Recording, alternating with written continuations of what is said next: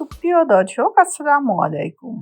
নতুন আরো একটা রেসিপি নিয়ে আবারও আপনাদের মাঝে হাজির হয়েছি। আজ আপনাদের সাথে শেয়ার করব একটা পরোটা রেসিপি।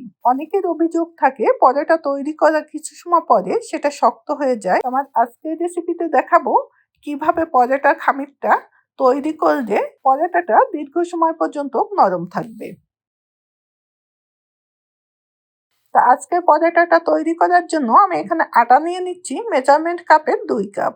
পরোটাটা সাধারণত ময়দা দিয়ে তৈরি করতে হয়, তাহলে সেই পরোটা কিন্তু আরো বেশি সময় ধরে সফট থাকে। তা আজকের পরোটাটা আমি আটা দিয়ে তৈরি করছি। আটা দিয়ে তৈরি করার পরেও এই পরোটাটা কিন্তু অনেক সময় পর্যন্ত নরম থাকবে। এখন এর ভেতরে লবণ দিয়ে দিচ্ছি পরিমাণ মতো, সয়াবিন তেল দিয়ে দিচ্ছি 1 টেবিল চামচ, চিনি দিয়ে দিচ্ছি 1/2 টেবিল চামচ। পরোটাতে চিনি ব্যবহার করে সেই পরোটা কিন্তু অনেক সময় পর্যন্ত নরম থাকে। এখন এই শুকনো উপকরণগুলো আমি খুব ভালোভাবে একটু মিশিয়ে নিচ্ছি। এখন এই আটাটাকে আমি একটু কুসুম গরম পানি দিয়ে খুব ভালোভাবে মথে নিচ্ছি। যদি কুসুম গরম পানি দিয়ে ডোটা মেখে নেওয়া হয় তাহলে সেই পরোটা কিন্তু অনেক সময় পর্যন্ত নরম থাকে। তবে পানিটাকেও একবারই ব্যবহার করবেন না, অল্প অল্প করে পানি দিয়ে এটা খুব ভালোভাবে মথে নিতে হবে। আর এই ডোটা কিন্তু খুব বেশি শক্ত করে তৈরি করা যাবে না, আবার খুব নরম করেও তৈরি করা যাবে না। ডোটা কিন্তু শক্ত এবং নরমের মাঝামাঝি হবে। ডোটা মথে নেওয়ার সময় প্রথম পর্যায়ে একটু নরম মনে হতে পারে। এটা নরম দেখে কেউ আবার এর ভেতরে ময়দা বা আটা মেশাবেন না। এটা কিছু সময় ধরে মথে নিতে নিতেই দেখবেন বেশ কিছুটা শক্ত হয়ে আসছে। আবার কিছু সময় এটা রেস্টে রাখার পরে আরও কিন্তু কিছুটা শক্ত হয়ে আসবে। স্কিনে দেখে একটু বুঝে নেবেন আমার ডোটা কতটা নরম হয়েছে।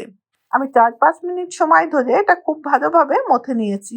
এখন দেখতেই পাচ্ছেন ময়দাটা কিন্তু আমার হাতের সঙ্গে আর লেগে যাচ্ছে না। এবার এটাকে আমি ঢেকে এক সাইডে রেখে দিচ্ছি 15 থেকে 20 মিনিটের জন্য। তবে এটা রেস্টে রাখার সময় উপরে সামান্য একটু সয়াবিন তেল ব্রাশ করে দিতে হবে, তাহলে উপরটা শুকিয়ে আসবে না। আর এই যে আটার ডোটাকে আমি 15 থেকে 20 মিনিটের জন্য রেস্টে রেখে দিচ্ছি। এর জন্য কিন্তু পরোটাটা অনেক সময় পর্যন্ত সফট থাকবে। 20 মিনিট পর আমি আবারও ফিরে এসেছি। এখন এটাকে আমি আরো 1 মিনিট সময় ধরে একটু মথে নিচ্ছি। একটু মথে নিয়ে এখন আমি এটা দিয়ে কয়েকটা লেচি কেটে নিচ্ছি। আমি আমার সুবিধা অনুযায়ী লেচিগুলোকে একটু বড় করে কেটে নিয়েছি। আপনারা আপনাদের সুবিধা অনুযায়ী এটা ছোট বড় যে কোনোভাবেই কেটে নিতে পারবেন। এবার এর থেকে একটা লেচি নিয়ে আমি বাকি লেচিগুলোকে আবারও একটা ঢাকনা দিয়ে ঢেকে রেখে দিচ্ছি। এটা যদি ঢেকে না রাখা হয় তাহলে কিন্তু এই লেচিগুলো আবার শক্ত হয়ে যাবে, তখন পরোটাটা সেঁকে নিয়ে কিছু সময় পরে কিন্তু পরোটাটা আবার শক্ত হয়ে যাবে। এই কারণে লেচিগুলোকে অবশ্যই ঢেকে রাখতে হবে। এবার এই লেচিটাকে দিয়ে আমি একটা বড় সাইজের রুটি তৈরি করে নিচ্ছি।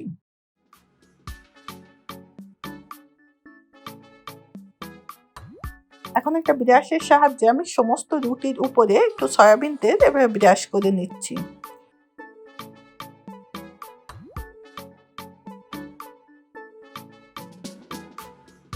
তারপরে উপরে আমি কিছুটা ময়দা এভাবে ছিটিয়ে দিচ্ছি।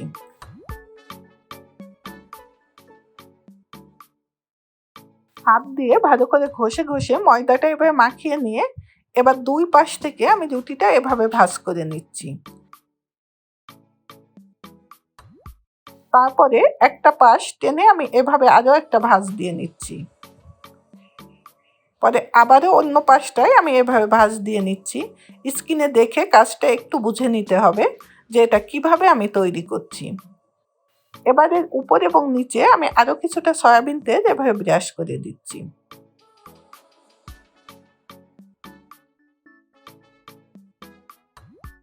এবার এটাকে আমি এক সাইডে রেখে দিচ্ছি। এখন আরো একটা পরোটা ভাঁজ দিয়ে আমি আপনাদেরকে দেখাচ্ছি। সেই একইভাবে বড় একটা রুটি তৈরি করে এর উপরে সামান্য একটু সয়াবিন তেল এভাবে ব্রাশ করে দিতে হবে। তারপরে উপরে পরিমাণ মতো ময়দা এভাবে ছিটিয়ে দিতে হবে।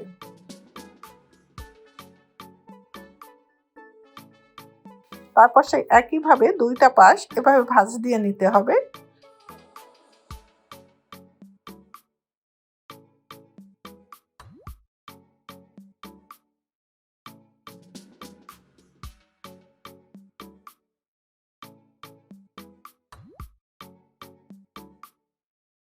এভাবে করে আমি সবগুলো লেচি তৈরি করে নিচ্ছি।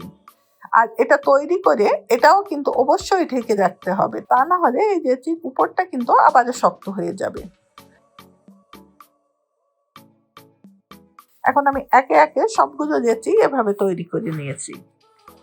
আমার 2 কাপ আটা দিয়ে আমি এরকম 6টা লেচি তৈরি করে নিয়েছি। এখন যে লেচিটা আমি আগে তৈরি করেছিলাম সেইটা দিয়ে আমি একটা পরোটা তৈরি করে নিচ্ছি।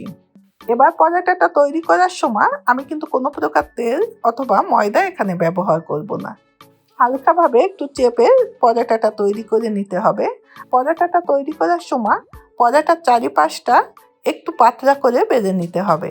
যেহেতু এখানে আমরা চৌকো পরোটা তৈরি করছি, তাই অনেক সময় দেখা যায় পরোটার চারিপাশগুলো আবার কাঁচা থেকে যায়। এই কারণে পরোটার চারিপাশটা আগে একটু পাতলা করে বেলে নিতে হবে। আর পরোটা তৈরি করে একটার উপরে আরেকটা পরোটা রাখবেন না, তাহলে কিন্তু এটা উঠাতে পারবেন না, তখন কিন্তু একটার সঙ্গে আরেকটা এঁটে যাবে।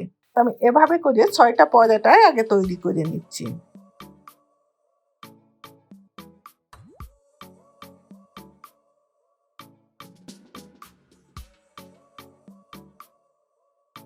পরোটাটা সেকার জন্য আমি একটা প্যান খুব ভালোভাবে গরম করে নিয়েছি।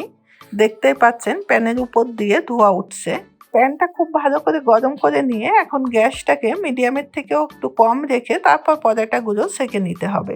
এখন কয়েক সেকেন্ড আমি একটু অপেক্ষা করছি নিচটা একটু শুকিয়ে আসার জন্য।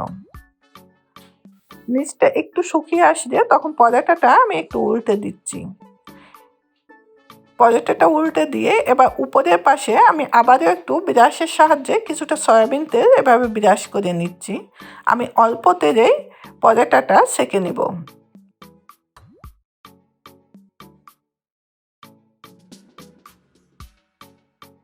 এটা ব্রাশ করে নিয়ে আবারও পরোটাটা আমি উল্টে দিচ্ছি।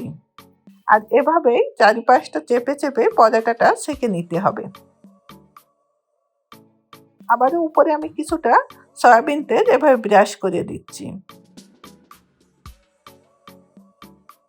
তেলটা ব্রাশ করে দিয়ে পরোটাটা আবারও উল্টে দিতে হবে এবং অপর পাশটা হওয়ার জন্য কিছু সময় অপেক্ষা করতে হবে।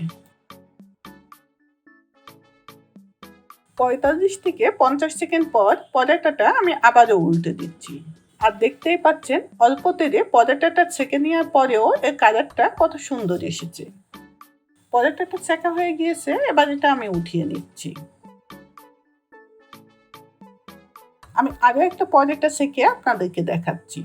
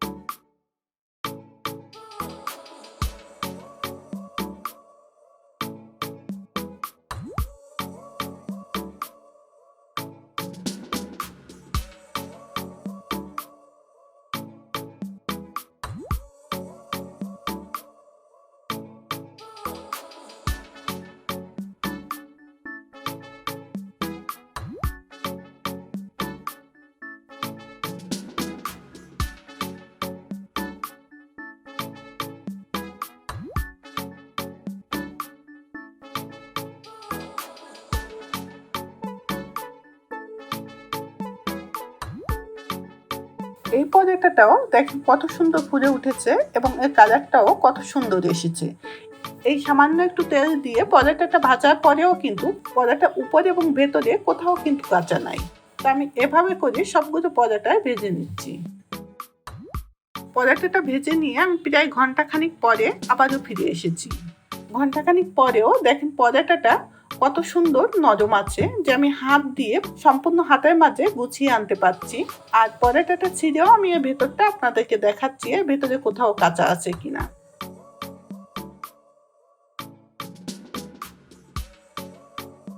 দেখতেই পাচ্ছেন ভেতরেও কোথাও কাঁচা নাই। তো আজকের পরোটাটা আমি পরিবেশন করছি আলুর তরকারির সাথে। আপনারা চাইলে আমার এই রেসিপিটাও দেখে নিতে পারেন। লিঙ্কটা আমি এই ভিডিওর ডেসক্রিপশন বক্সে দিয়ে রাখবো। আমার চ্যানেলে সকালের নাস্তার জন্য রুটি এবং পরোটা দিয়ে পরিবেশনের জন্য আরও একটা সবজি ডাল এবং একটা ডাল ভুনার রেসিপি দেওয়া আছে, চাইলে আপনারা সেগুলোও দেখে নিতে পারেন। লিঙ্কটা আমি এই ভিডিওর ডেসক্রিপশন বক্সে দিয়ে দেবো।